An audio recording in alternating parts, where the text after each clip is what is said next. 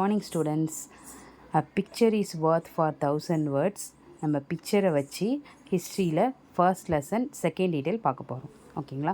Highlight the provisions of the treaty of Versailles relating to Germany.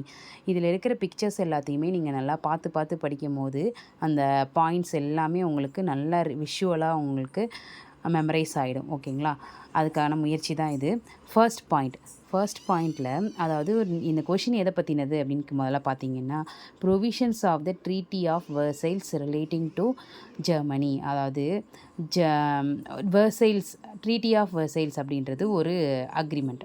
அந்த agreement போட்டப்போ ஜெர்மனிக்கு என்னென்னலாம் கட்டளைகள் அவங்க போட்டாங்க, ஜெர்மனி மேலே என்னென்னலாம் விதிகள் திணிக்கப்பட்டது அப்படின்னு சொல்கிறது தான் இந்த டீட்டெயில். ஃபர்ஸ்ட் ஒன்று, போலாந்து வாஸ் ரீக்ரியேட்டட். போலாந்து அப்படின்ற ஒரு ரீஜன் ரீக்ரியேட் ஆச்சு, புதுசாக புதுப்பிச்சாங்க. அடுத்தது ஆல்சாக் லொரைன். இந்த பகுதிகளெலாம் நம்ம ஃபர்ஸ்ட் டீட்டெயிலில் இதெல்லாம் ஃப்ரான்ஸ்கிட்டேருந்து பிடுங்கி வச்சுக்கிட்டாங்க அப்படின்னு நம்ம படித்தோம் பார்த்தீங்களா. அது எல்லாமே ரிட்டன் கொடுத்துட்டாங்க ஃப்ரான்ஸ்கிட்டேயே. அடுத்தது union of Austria and Germany was forbidden. ஆஸ்ட்ரியாவும் ஜெர்மனியும் ஒன்றா இருக்கக்கூடாது, அவங்க பிரிஞ்சு இருக்கணும் அப்படின்னு சொல்லிட்டு. ரெண்டு பேரும் ஒன்றா தானே இருந்தாங்க. அவங்க பவர்ஸ், சூப்பர் பவர்ஸ் அப்படின்னு சொல்லிட்டு நம்ம பார்த்தோம்ல, ஒரு 5 கண்ட்ரீஸ். ஃபஸ்ட் டீட்டெயிலை பார்த்துட்டு வாங்க. ஆஸ்ட்ரியா ஜெர்மனி ரெண்டு பேரும் ஒன்றா இருக்கக்கூடாது அப்படின்னு சொல்லிட்டு அவங்களுக்குள்ள ஒரு பிரிவினையை ஏற்படுத்தினாங்க.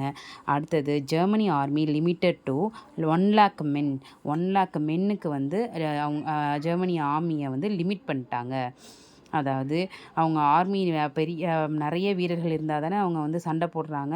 வீரர்களை கம்மி பண்ணணும் அப்படின்னு சொல்லிட்டு 1,00,000 மென் தான் உங்களுக்கு லிமிட்டு அப்படின்னு சொல்லிட்டாங்க. அதுக்கப்புறம் ஸ்மால் நேவி அலௌடு. அவங்களோட நேவியையும் கூட சின்னதாக்கிட்டாங்க. ஸ்மால் நேவி மட்டும்தான் அலோவ் பண்ணாங்க. அடுத்தது all German colonies are mandated territories. German colonies அப்படின்னா ஜெர்மனி நாடு மற்ற சின்ன சின்ன நாடுகள்லாம் கைப்பற்றி வச்சிருக்கிறது தான் காலனிஸ் அப்படின்னு சொல்லுவாங்க. காலோனிஸ் அப்படின்னு சொல்லுவாங்க. அதுதான் தமிழில் காலனித்துவம் அப்படின்னு சொல்லுவாங்க. அந்த நாடுகள் எல்லாத்தையுமே என்னவா மாற்றிட்டாங்க? மேண்டேட்டட் டெரிட்டரிஸாக, முக்கியமான மாகாணங்களாக மாற்றிட்டாங்களாம். அடுத்தது ரஷ்யா ட்ரீட்டி ஆஃப் பிரெஸ்ட் லிட்டோவஸ்க். அதாவது ஜெர்மனி ரஷ்யாவோட ஒரு ஒப்பந்தம் பண்ணியிருந்தாங்க. அது பேர் ட்ரீட்டி ஆஃப் பிரெஸ்ட் லிட்டோவஸ்க். அதே மாதிரி பல்கேரியாவோட ஒரு ஒப்பந்தம் பண்ணியிருந்தாங்க. ஜெர்மனி பல்கேரியாவோட பண்ணியிருந்த ஒரு ஒப்பந்தம் பேர் புச்சாரிஸ்ட். இந்த ரெண்டு ட்ரீட்டியையுமே, ரெண்டு அக்ரிமெண்ட்டையுமே ரிவோக்டு பை ஜெர்மனி இந்த ரெண்டு அக்ரிமெண்ட்டையுமே விட்டுடணும், அதை வாபஸ் வாங்கிடணும் அப்படின்னு சொல்லிட்டாங்க. நெக்ஸ்ட் ஒன்று, ரஷ்யன் டெரிட்டரிஸ். ரஷ்யாவில் இருந்த முக்கியமான territories Finland, Estonia, Latvia, Lithuania, இவங்கெல்லாம் என்ன ஆயிட்டாங்க? டு பி இண்டிபெண்ட்டாக அவங்க இண்டிபெண்ட் ஆயிட்டாங்க.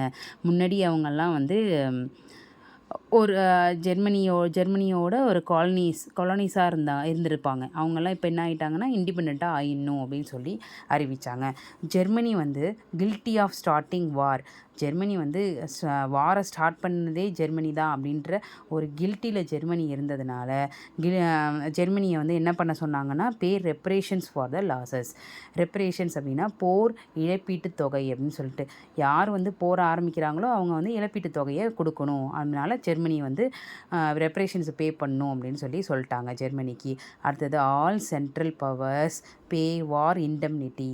அந்த நம்ம ஃபஸ்ட்டு டீட்டெயிலில் பார்க்காதவங்கலாம் தயவு செஞ்சு ஃபஸ்ட் டீட்டெயிலில் பார்த்துட்டு இந்த வீடியோ பாருங்கள். சென்ட்ரல் பவர்ஸ் அப்படின்னு சொல்லிட்டு ஒரு 5 கண்ட்ரியை நம்ம பார்த்துருப்போம். ஜெர்மனி, இட்டாலி, ஃப்ரான்ஸு அப்படின்னு சொல்லிட்டு. அந்த 5 சென்ட்ரல் பவர்ஸும் என்ன கொடுக்கணும்னு சொல்லிட்டாங்க? பே வார் இண்டம்னிட்டி, போர் இழப்பீட்டு தொகையை வழங்கணும் அப்படின்னு சட்டம் போட்டுட்டாங்க. இது எல்லாமே ட்ரீட்டி ஆஃப் வெர்சைல்ஸ். நான் சேவியர் கைடில் இதே பாயிண்ட்ஸை நான் உங்களுக்கு சொல்கிறேன். நம்ம என்னென்னலாம் விஷுவலாக பார்த்தோமோ அதெல்லாம் இங்கே பார்க்கலாம். சரி, Poland was recreated. Poland recreate ஆச்சு. Alsace Lorraine was return to ஃப்ரான்ஸ்கிட்ட ஆல்சாக் லொரைன் பகுதிகளை கொடுத்துட்டாங்க. The union of Austria and German was forbidden. ஆஸ்ட்ரியாக்கும் ஜெர்மனிக்கும் இடையில இருந்த ஒத்துமையை பிரித்து விட்டுட்டாங்க. The Germany army was to be limited to 1,00,000 men. 1,00,000 men மட்டும்தான் இருக்கிற மாதிரி ஆர்மியை வந்து சுருக்கிட்டாங்க. A small navy was allowed. நேவியையுமே வந்து ஸ்மால் நேவியாக மாற்றிட்டாங்க. All German colonies become mandated territories under the League of Nations. League of நேஷன்ஸோட கட்டளைப்படி என்ன ஆயிடுச்சு, ஜெர்மன் காலனிஸ் எல்லாருமே மேண்டேட்டட் டெரிட்டரிஸாக மாறிடுச்சு. ஜெர்மன் அடக்கி வச்சிருந்த நாடுகள் எல்லாமே, பகுதிகள் எல்லாமே மேண்டேட்டட் டெரிட்டரிஸாக மாறிடுச்சு. Germany was forced to revoke the treaty of Brest Litovsk with Russia. ரஷ்யாவோட ஜெர்மனி போட்டுக்கிட்ட உடன்படிக்கை பிரெஸ்ட் லிட்டோவஸ்க்கும் அண்டு புச்சரிஸ்ட் பல்கேரியாவோட போட்டுட்ட புச்சரிஸ்ட்ன்ற அக்ரிமெண்ட்டையும் வந்து ரிவோக் பண்ண சொல்லி ஜெர்மனிக்கு உத்தரவிட்டாங்க. The former Russian territories of Finland, Estonia, Latvia, Lithuania were to be independent.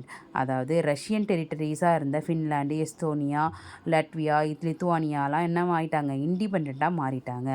Germany was found guilty of starting war. அதாவது வாரை தொடங்கினதுக்காக ஜெர்மனி வந்து கில்ட்டியாக ஃபீல் பண்ணாங்க. Therefore was to pay reparations for the losses suffered.